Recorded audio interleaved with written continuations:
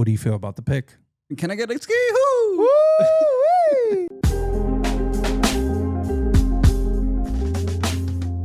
Hey guys, welcome back to Little Big Opinions. I'm Big. And I'm Little. And we got Mark here. What's up, Mark?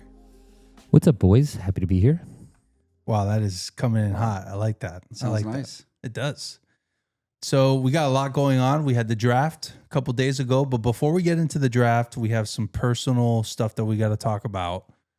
When it comes to our golf game, you know, we are part of Amateur Golf League. That's the name, right? AGL? AGL, Amateur Golf League. I'm really there just to have a good time.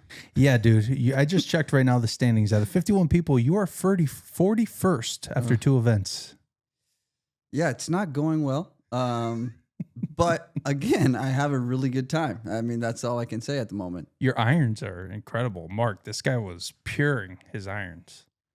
This year, my short game's really gone pretty bad. But speaking of the short game, Mark, I'm glad you brought this up. I was waiting for this. So hold on. Before, let me start with one thing, and then you can take over the rest. Go ahead, dude. So, of course, we're not very good golfers. I'm very bad. But you got to play and suck fast, right? That's the model. Suck fast. Suck fast. So I love when people suck fast. So it's ready golf. You don't have to do the whole thing where I'm farther than you. I have to hit. So that's how we are playing. It's called ready golf. Go for it, Ryan. The rest? Okay. First of all, through 13 holes, Mark, I'm like 10 over. And net, I'm like two under. I mean, so I'm projected to be another top 3 finish. By the way, I just want to say, last event, the first one of the year, the new year, I became in second. So you're looking kind of, see the range goats here, Bubba Watson. I am basically Scotty Scheffler, Bubba Watson of the AGL. Congrats. Let's just say that.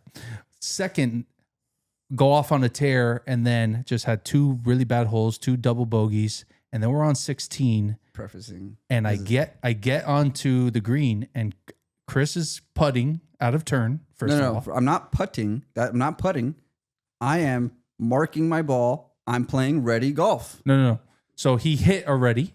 I hit onto the green. He hit onto the green, and it is my turn to putt. So I'm ready to go, and I wasn't just going after he hit or whatever. I'm going. And Mark, I'm about to hit my putt, and this guy I just see from my peripheral vision come up right in front of me. Like that's such a lie. Not in front of you. But I meant like in my vision. Ryan, like, you were all the way back there, like further than the corner of this room. I was over here by this painting. But you're here. in my line of sight when I'm looking at the hole, like trying to get and I'm the men in the arena. I'm the reason why you missed the putt. I never said that. What I said is I missed the putt, and what I said was you have this tendency all the time. For 2 years I've been playing with you, and we play with your brother-in-law, who I love very much, but he's the slowest golfer in the fucking history of the world. I love you, Brandon, but we gotta suck fast. Second of all, you just need to understand that you're not supposed to mark your ball when someone's about to hit. It's just common courtesy, dude. Listen, now I know that bothers you. So no, and then Mark, he of course he took it over the top. So now he won't even like hit a ball. No, he won't hit a ball. This guy beelines for me and goes, "Hey, just so you know, you better not do that anymore." I'm like, I never said you better. Get out of here. This guy screaming at me. Have I ever screamed at you like that in my life? Better? You have. We're not going to bring it up right now. Okay. But you definitely have. So of course, now I'm not going to putt ever again unless So we're not it's my playing. turn. We're not playing together anymore. I don't want to play with you anymore. That's it. I have to play with you on the weekends. I got to sacrifice my time with my children to play with you on the weekends. So it is what it is. Now, Mark, it got in my head. I get on the 18th hole, and I'm not going to say anything. I didn't bring it up, by the way, but either you or Brandon is walking on the tee box when I am about to, in my backswing, and I see it from the peripheral, and I whiff, and I just hit it 10 feet to the left. Chris, this guy, I really can't. Chris, my driving that day. Yeah, and you messed one up. And then I told you, hey, just put it into the fairway. And you go, I'm going to hit it through the trees. I'm like, all of those, the forest that we're in? Yeah, I got it. And you kept on doing it. That's not on me. Don't even start. By the way, I never said it was on you. I'm just saying, by the way, you guys screwed up my tee shot too. The putt was on 16. We then played 17 and then went to 18. Yes, so don't you even try to blame me for any of that. That was I told you, put it on the fairway. Just put it out, Ryan. And you go, nope, I'm just playing like you. Actually, you said that. I tin cupped it. I shot an 11 on a par 4. Yeah. 7 over, Mark. Yeah, I don't think you can blame that one on anyone else. I'm not. besides I yourself. never did. I never did. Now, I'm just saying. With that being said, I can say that the AGL has this thing where you're playing with different people, and different people play, differently, right? Like some people play fast, some people play slow. So as you change partners, you have to kind of adapt to the way that they play, which is a little bit frustrating. We don't adapt to nothing. We play together all the time. So it just, this guy is. No, I'm not going to play my next round at Normandy. I'm not going to play with you, and I'm going to compare it. And I'm probably going to have the best, the funnest round of my life because now we're just damaged goods. So Right, that's it is what it is. All right, Let's get to the draft. Geez, after that, now dropping that bomb on me right here. Fine. Are you happy with the draft, Ryan?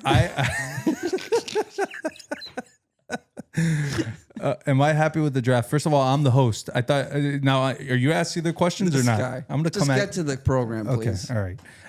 I am extremely happy with the draft, and I'll tell you why. Okay. I have 2 words for it, Chris. Physicality and character. Those are 2 words. I wrote it here on my lunch break, by the way.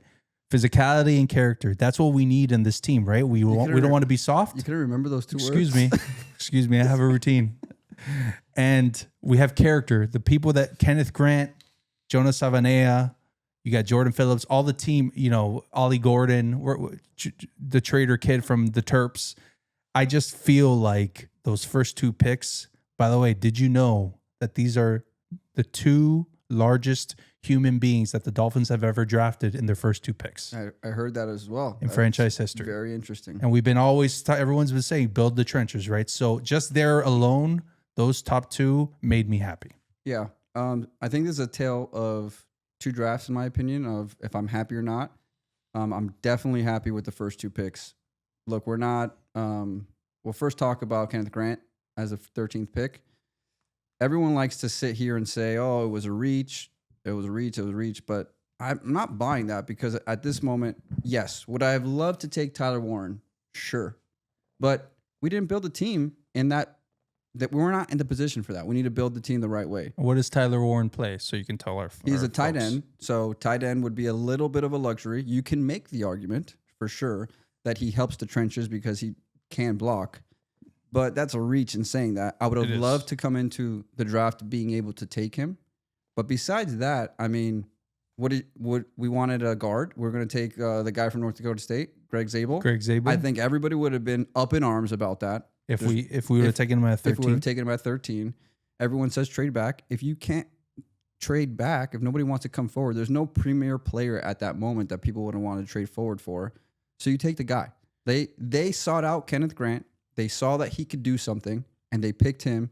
And because of the conviction, I'm happy with that deal because that's not what Chris Greer does. So this is what I'm getting to is that finally he did something that he hasn't done, which is let the draft kind of fall to him and just, pick the best player. He had a guy that he wanted, and it seemed like that's where he went. So I'm happy with that because of that decision. Michigan, man, this kid is... So let's get into Kenneth Grant. Mm-hmm. Defensive tackle. So he's on the defensive line, folks. He's going to be playing right next to Zach Sealer now. Okay, we'll get into that, what the D-line looks like. This kid's 6'4", 331 pounds. Ran a 5.07 40, 10 and an eighth inch hands. He's really handsy, ladies and gentlemen. What do you think about him? Yeah, I actually heard that he actually ran a 4.9 when he got under a certain amount of weight because that's the one bad thing. If you could say something is that he gets heavier, but that's the only bad thing that you can say. He's day one a starter. When was the last time you could say we had day one for sure starter? You're plugging him in. He has a high ceiling. He's going to for sure be your nose tackle. Oh, you don't take a nose tackle at 13. Okay. But he has the potential to be more than just that. So that's where you take your first round pick. But at the very least, he's starting day one. He's going to stop the run. At Michigan, he was doubled. I want to say, I heard this on 3 yards per carry. He was doubled like 62% of the time. So that means he's taking up 2 blockers, which is going to open up, obviously, his partner. That's why Mason Graham played so well, right? I'm not going to say just that, but maybe, and that's going to fit well with him pairing next to Zach Sealer. So Mark brought up a good point, some while back. Tim Bowens. Remember Tim Bowens back in the day, Mark? Right? On those defenses? you got these space eaters, and they just help not only with the people right next to them, but your linebackers. That's what we need. This is what this defense needed. Right. Now I'm gonna give you a little quote because Chris gave me homework and he told me to go to Todd McShay. So this is from Todd McShay. I can't see shit. Sorry. When you find a 6'3" and a half, 331 pounder with 10 and an eighth inch hands that runs a 5.07 40-yard dash. Wow, that's what I just said. You develop them. And that's what happened with Dexter Lawrence, who's become almost a sack machine. And I'm not saying he's that level, but I am saying that there's flashes when I watch the tape and I see some of that Jalen Carter, Dexter Lawrence. Holy shit. This man, that big, shouldn't be able to move around like that. 730 snaps he took last year. Yeah. Chris. He'll play 30 to 50 snaps so that those flashes are going to become the norm. Guys, I am rock hard, baby. Let's go. Hey, I guys. mean, rock hard with my biceps. You know what I mean? I mean, this is... Hey, guys, how about the drive in? It's hot, huh? I'm here, a lone wolf. That's what you sound like. Psychophanacus and Hangover. That's exactly what it is. We need to have you read more. We should just give you I can't just see. monologues. I can't see. Can't see with these things on. So, yes, I did everything that you just said there. He's, played a bunch of snaps. He played like 600 to 700 snaps. 730, I just So said. this guy doesn't listen. That's crazy to me. So that's one of those things that we don't have to worry about. He's not injured, at least to this point. So that's, a positive to take out of him.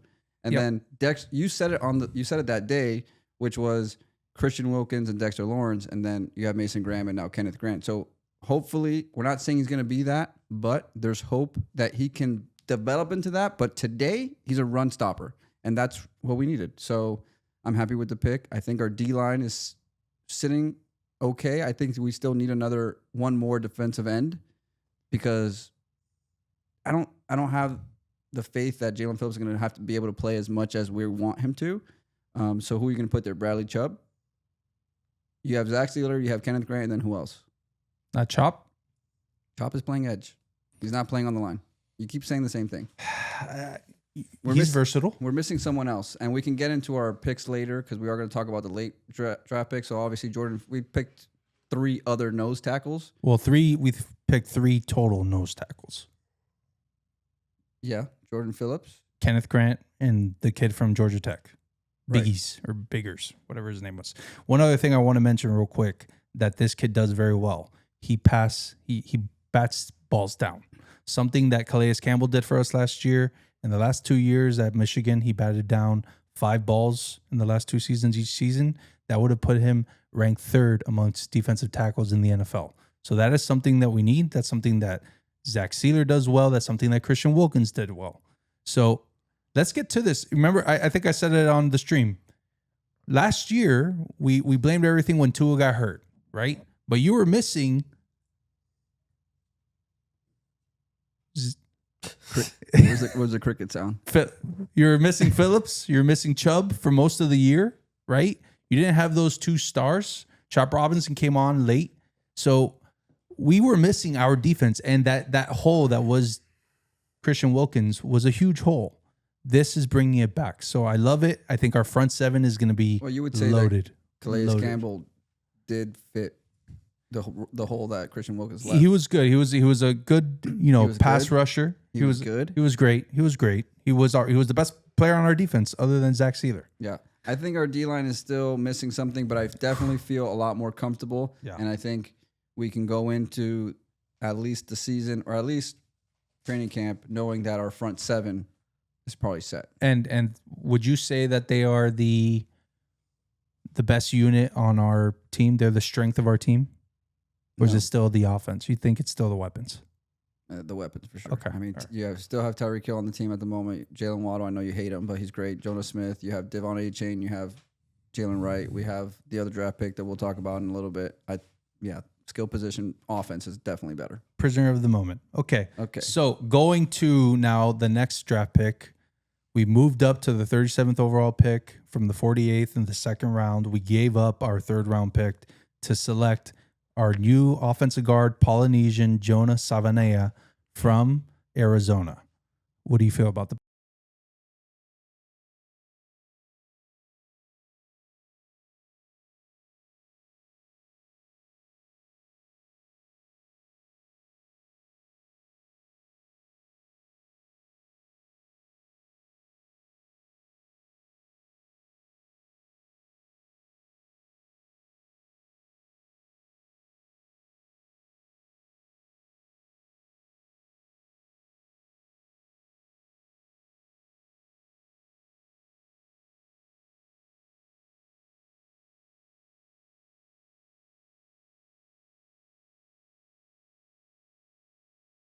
pick?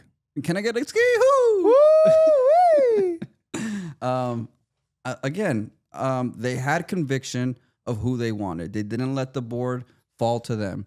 And this is another reach. That's the only thing people have bad to say. But not one person has said that he's not going to be the day one starter. So you got a starting guard, which is what we've been asking for, a humongous human being that, again, is also a team captain. He played a bunch of snaps. He played at right tackle, left guard, And right guard. So he's played everywhere.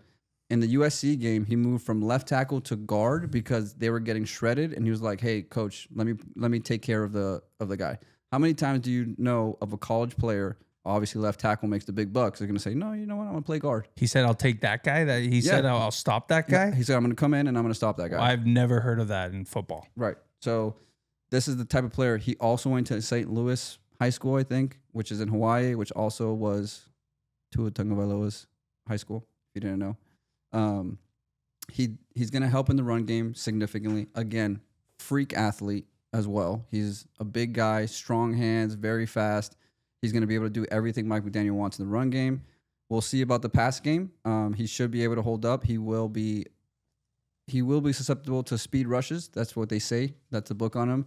He doesn't get his hands on people quickly enough, but that's stuff that you can learn with. Again, everyone's saying this is a reach, but from all accounts, the Patriots were about to take him. The next offensive guard that they would have taken, that they wanted, didn't fall to 48. And then also Will Johnson, who people could say they might have drafted, didn't fall to 48 either. So they had conviction. They wanted this player. It was one of the top offensive starters from the draft, and they went and got him. I'm happy. Like Poly Power, baby.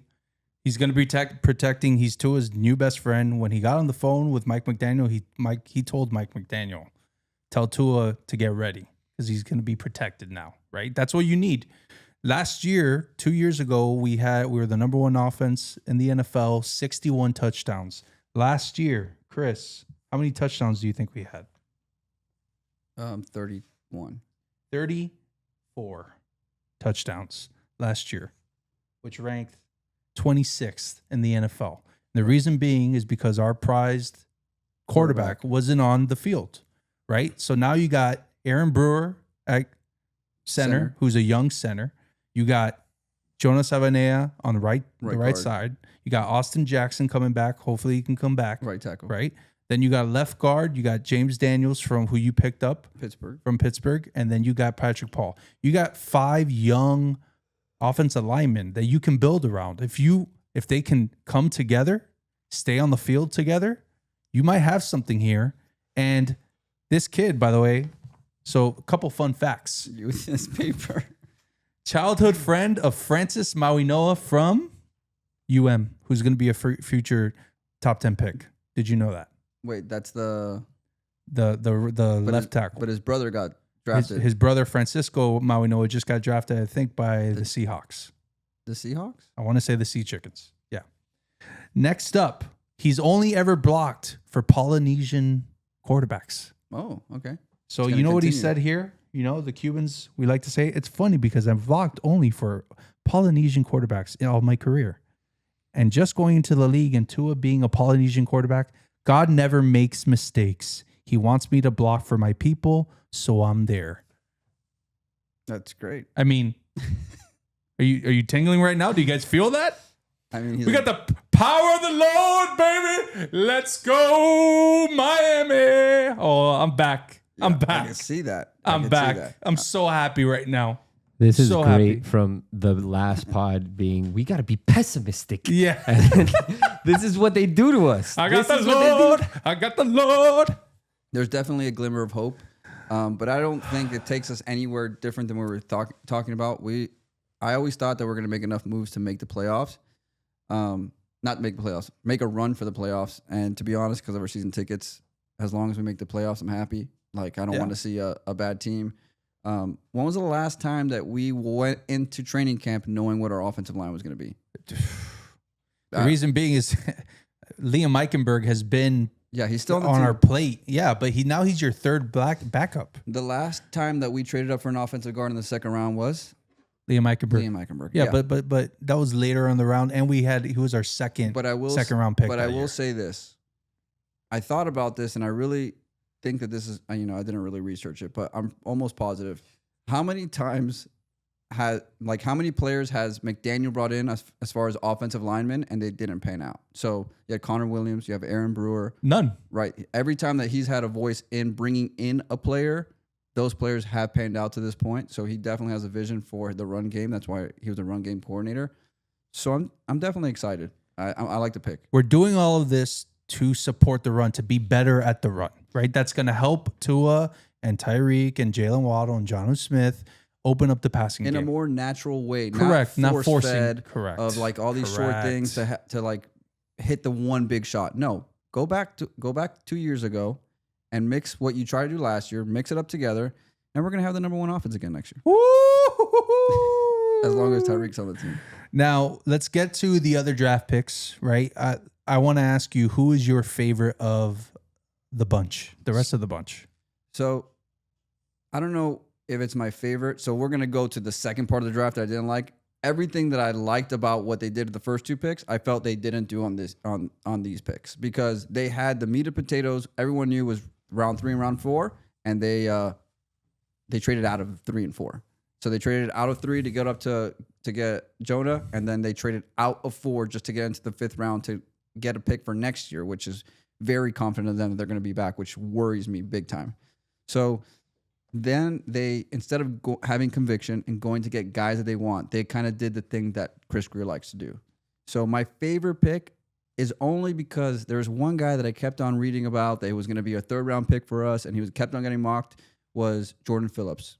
Perked my attention because I don't want Jordan Phillips, but it's a new Jordan Phillips. Here's the good news. The guy's 20 years old.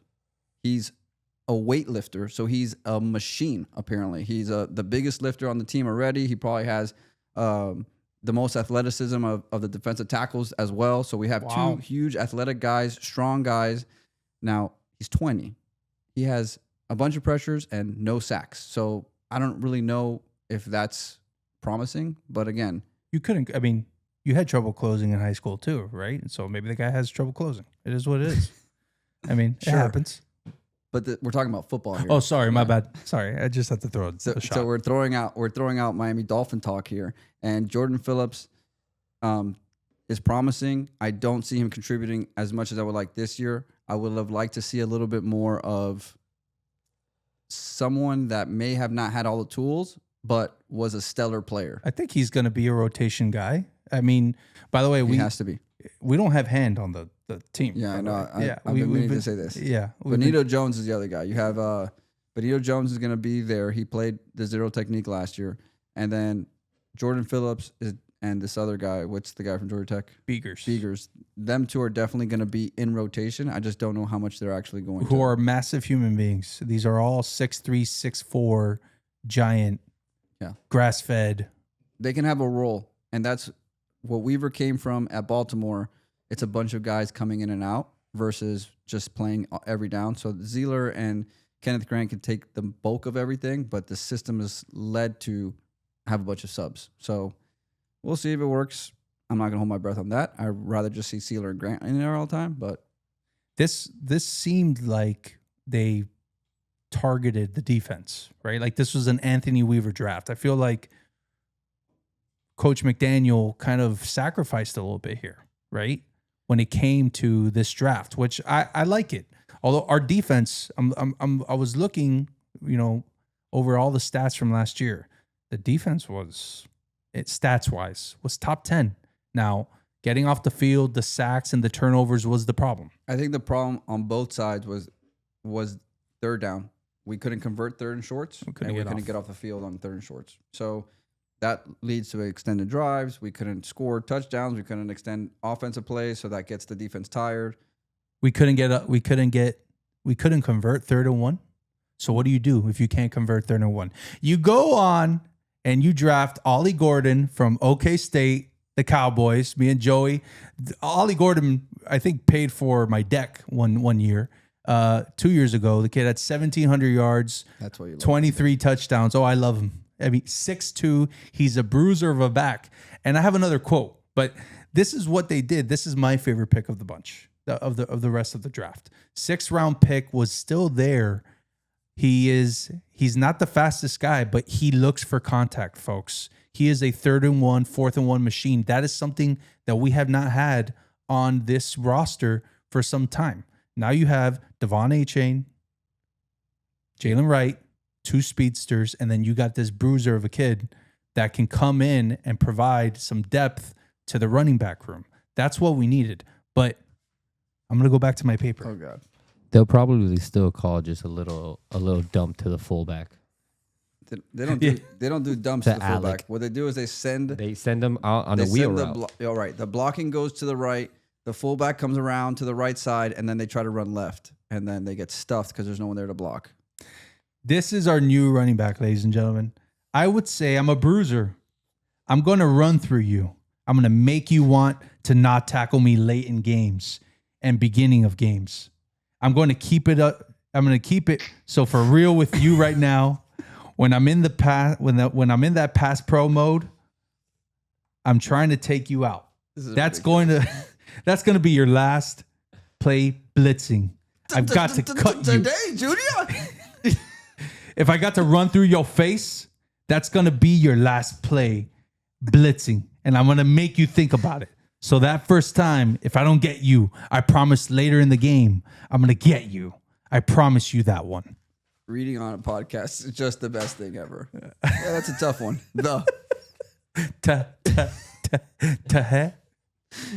All right. Well, we like the Ollie Gordon pick. I agree with you. He runs 4.6, so it's not the blazing 4.3 and 4.4 that he's used to. Jalen Wright's a little bit of a combo of both. And with this guy, he also likes to pass protect, so he could be there on third down. It's not going to be telegraphing exactly what you're going to do, which also was kind of what they did last year. And you made a point of they looked like an Anthony Weaver draft. No, it looked like a Chris Greer taking control of the draft and saying, this is what's best for the team, not what you want, not your little toys, Mike McDaniel. You're the coach, and you're going to be the coach. That's it. I'm the general manager, and we're going to lose because of my direction, not because I went with your picks. So that is also promising. I don't know how promising because we don't really have faith in Chris Greer, but we got a bunch of good character guys. We got a bunch of team captains, like we said. The guy, what's 2? 2 words. What were they? Physicality and character. There it is. So definitely they're making a shift. They're trying to get rid of people in the locker room that have stirred some trouble. And I'm here for it. I do like Mike McDaniel because I know that I've gotten a lot of texts as we started this. He needs to go. And while I would agree with you, there's a lot of concerning things about Mike McDaniel. There's a lot of promising things that can happen. And he just needs to this year show that he's going to make those adjustments because he hasn't done it so far. Yeah. Time management and what he's going on in the locker room. But most importantly, were you so good at your job? I mean, this is his first time being a head coach. It's going into his 4th year, right? 4th year. So the typical year we fire coach. Okay, coaches. but let's cut the guy some slack. Let's go with this. Let's give it some time. I think he's there when it comes to the offense. He's only going to get better, right? Now I have faith. Praise the Lord, baby. I have faith. I'm coming back around. But before we move on to the Kentucky Derby, okay, we got to talk about Quinn Ewers. We drafted a quarterback, people. 7th round? 6th round. 7th, no? 14th quarterback selected. Who wasn't Shedeur Sanders? Poor guy. I mean, I don't know about poor guy, but we can continue. Yeah. But he is 6'2", comes from Texas, was a former 5-star coming out of high school that went to Ohio State, then transferred to Texas, was Texas was a top 3 team last year. He gave up a lot of money potentially going to another school. Not, he would have gone to Miami. That was the rumor. Yeah, for $4 or $5 million. Imagine now he's making $800,000, but he's played in Steve Sarkisian's offense, which is very similar to Mike McDaniel's offense. He knows the cadences. He knows the concepts. This is somebody that can come in and compete with our boy Zach, with your boy Zach Wilson. So I'm pumped for it. You know, I really wanted Will Howard. That's who I really wanted. He went in the 4th round, like we thought. But we got a quarterback now. We got our 3rd quarterback, and no more Skylar Thompson. So again, this is the perfect example as what I thought went wrong in the second part of the draft. Like if you're going to draft a quarterback to develop behind Tua, like I get it. Keenan was there and you drafted him, but there was better players available, specifically Shedeur Sanders, if that's what you wanted to do. Like, do you want that? You want get it. all of that craziness as your backup quarterback? That's the last thing that this team needs. I understand. And you don't have this, the Mike McDaniel has proven that he can't control the locker room. Exactly. However, if you're building the best team, Chris Greer, if you want to save your job, like Shedeur is the guy that you should pick. I'm not saying that we should have, but if you're going to take the quarterback, the developmental quarterback, again, McCord or Will Howard, to me, is definitely the better pick there. They're proven winners. Ewers consistently had arguably top 3 teams in the league in the college football the last 2 years. And at every big game, he kind of shit the bed. So am I totally excited that we have Ewers? No. Is he worth the risk? Absolutely. It's a 7th round pick. It's nothing, but doesn't get me going. You know who also shat the bed in college in big games? Shane Falco. Remember that guy? Yeah. Remember that guy? Falco came back, won the game. You know what he ended up doing? He ended up cleaning barnacles off of boats. And then he came, and then he had to go against replacements to come back and win. And he created the best movie of all time, The Matrix. I mean, pretty badass stuff. Shane Falco didn't, but I get what you're saying. You know what I mean? Okay, so we're gonna move on. We have something going on this weekend. Well, hold on, Mike. Just one more thing. Mike McDaniel definitely loved Ewers. God bless you. Oh, God bless you. This guy's been breathing into the mic and just laid it out. I mean, that's our producer, folks. So, Mike McDaniel loved the position players last year, Xavier Worthy and the tight end that I can't think of his name from Texas. So apparently last year is when he talked to Ewers, and that's when he fell in love with Ewers. So that's here we are. There you go. There you go. But go to our event this weekend. We have a tradition. Some folks don't like it. I try to bring this into. So we have our fantasy football team, a fantasy football league that we've spoken about. It's been going around for 20 years, and our buddy Joey, who's the commissioner, has a really good. He tries to keep it. Things going on throughout the off season. So keep it fresh. He's created a very good tradition of coming up with fun ways to make up the draft order, right? The first time we ever did this was a Kentucky Derby party. We all dressed up and we went to the first, or Devin Buster's was first? No, that was the first one. Kentucky Derby. That was the best one of all time. We've also done a beer Olympics at my house, which I thought was pretty fun. We did what you just said, Dave & Buster's. Dave & Buster's, where we played a bunch of games. We also picked a U.S. Open golfer a couple times. So we're coming back. Home run derby too. Oh, the home run derby. I won that one. Right. You do well in these. I do well. I also worked really hard for the beer Olympics. I did some flip cup the day before. That was at my house. So you crushed that beer Olympics. You came in first, right? I think I came in first. Yeah. I can really do all those drinking things. Now, to go back to this, the first time we ever did this was the year of American Pharoah. I don't even know if you guys remember this little stallion. Mark, why don't you tell the folks at home what you did? Mark had the first overall pick. Well, so I had the first overall pick of horses, right? And then so it's by your previous league standing. Your right? suckness. Your suckness. I was last the year before, so I had the very first pick, and American Pharoah, right? That's was the favorite. Was the favorite. I don't like favorites. I like to go against the grain. So I did not take him. I took the second favorite, who came in 7th.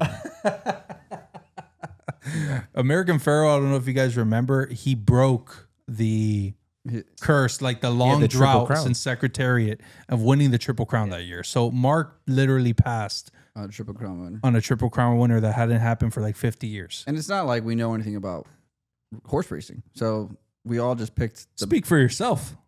Oh God. I'm a stakes guy. All right. Well, we're gonna find out this weekend. So this weekend we have to dress up. We're making it more about family as well, so that all families are involved. So that's nice, and I think we're gonna have a great little Saturday. Yeah, I'm coming from a communion, so does that mean I have to wear all white? Should I do that? You can wear whatever you want that you would wear to a Like the un Kentucky Santero? Derby. But we can have some mint juleps.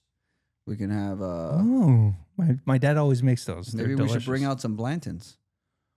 Oh, He's have a you little horse? have you collected all 7? No, I only have 3.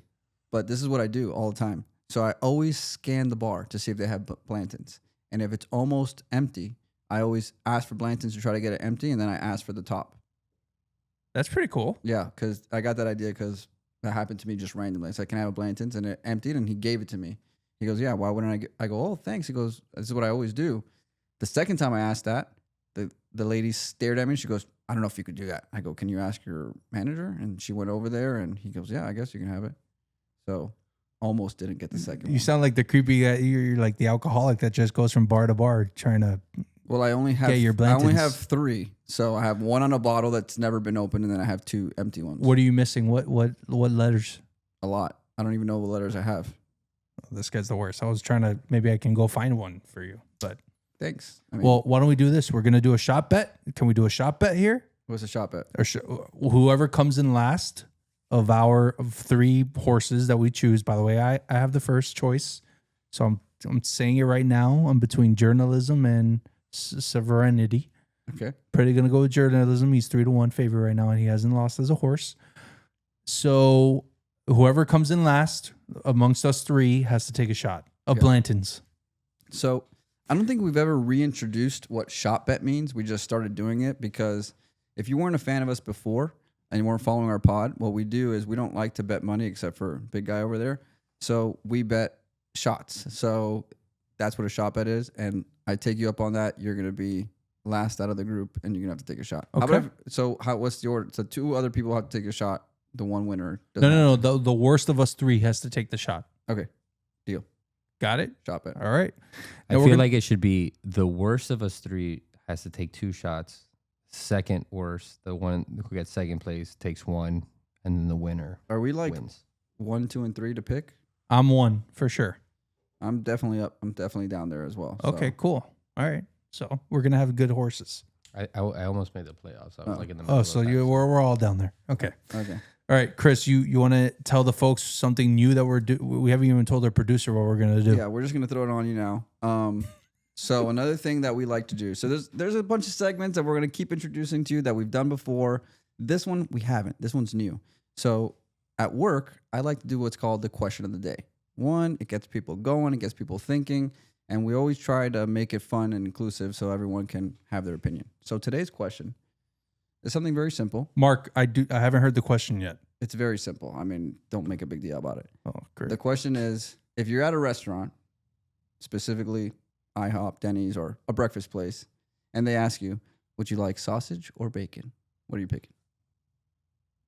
That's the question? That's the question. I don't know what you're making a big deal about. You're absolutely going with sausage. Sausage. Wow. Yeah. I mean, why would you do? People don't make good bacon. Like restaurants don't make good bacon.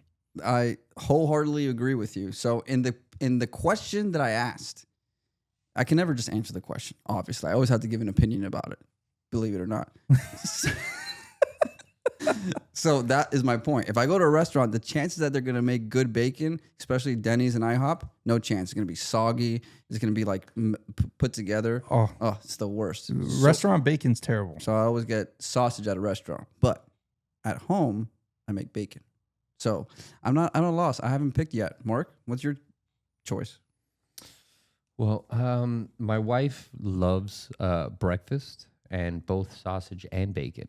So I will probably order sausage and we will get a side of bacon. Even if the bacon's not good, we're going to have bacon on the table. Are you going to eat if the bacon is not good, are you still going to eat it? I will probably eat it, yes. Okay. Now, so here's the argument maybe against bacon, because you can have $1 million bacon and that is fire. So that's something that I had in in San Francisco because Gabby took me to this place. What is $1 million bacon? It's delicious. It's like thick cut bacon and has like maple syrup on it, sugar, and then they put like some spice sometimes. And it's like 3 pieces of bacon that you pay like $30 for. But it is really good. You're so bougie, man. But that doesn't count. Bougie, have you gone out in Miami? It's the same thing. It's all the same stuff. But if you go to McDonald's and you have yourself a McGriddle, are you going to have sausage, egg, and cheese? Or are you going to have bacon, egg, and cheese? Sausage. Of course. Any day of the week. Sausage is so much better. And if you haven't had a McGriddle in a while, Woo! that is the best thing on the menu. Facts. Their mocha frappe. Oh my God. It's so good. I got to jump on here. This is very, very important. If we're talking about McDonald's breakfast, they have one of the most phenomenal sandwiches I have ever tried at a fast food restaurant. It's called the McGriddle. And that, yes, that is good. But what they have this like sauce, this steak sandwich. McDonald's? McDonald's has a steak breakfast sandwich. And I recommend that tomorrow in the morning, you make the stop and you go get this. You can have it in a bagel. You can have it in a biscuit.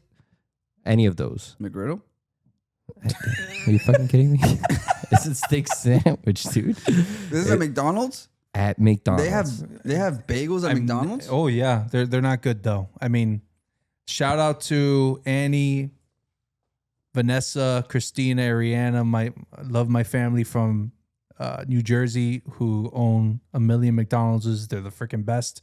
But the bagels at McDonald's are not very good.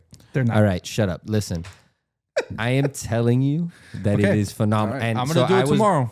I'm gonna break my. The I'm gonna break my commissioner of diet. AGL is the one that put me on it. Rudy, shout out to Rudy. Thank you. He's the one that put me on it, and then quickly sent me a video after of like I think it was like Andrew Zimmerman or one of those guys, and he was in the airport and he had it and he shows it and he's like, "Listen, I've never had such a good breakfast sandwich from a fast food place," and that's when I was like, "I'm not crazy. This thing is delicious. I can't and wait. No one knows about it." I can't wait. There's no way it's better than McGriddle, but we'll try it.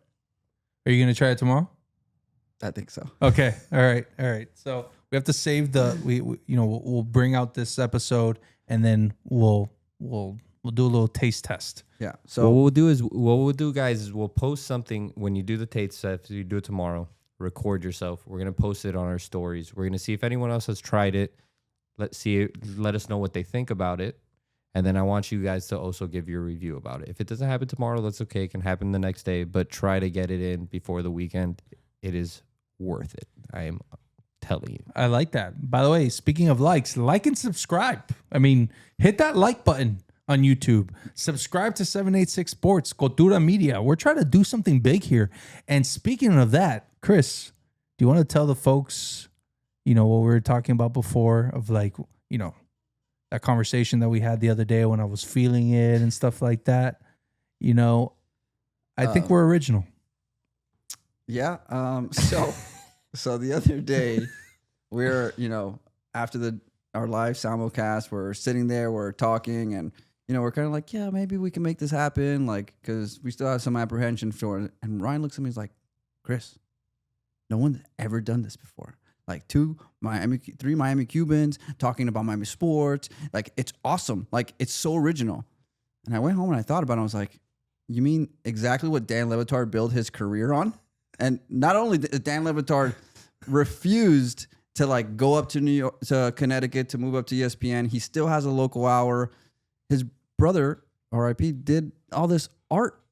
And here we are, art studio. Well, not this art. Not this art. This is Adrian Lorenzo. Designed by Adrian Lorenzo. Yeah. But I was like, yeah, I don't know what you're talking about here. I mean, he was excited. You were absolutely pumped when I was having that pump up. Oh yeah, you pumped me up because that's what I do. I try to. I'm a leader. I'm a leader. Little glimmer of hope. There you go. Little glimmer of hope.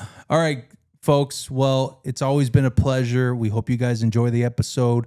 Let us know about everything that we discussed. Sausage or bacon? Huh? How about, have you ever had this, wonderful sandwich from McDonald's?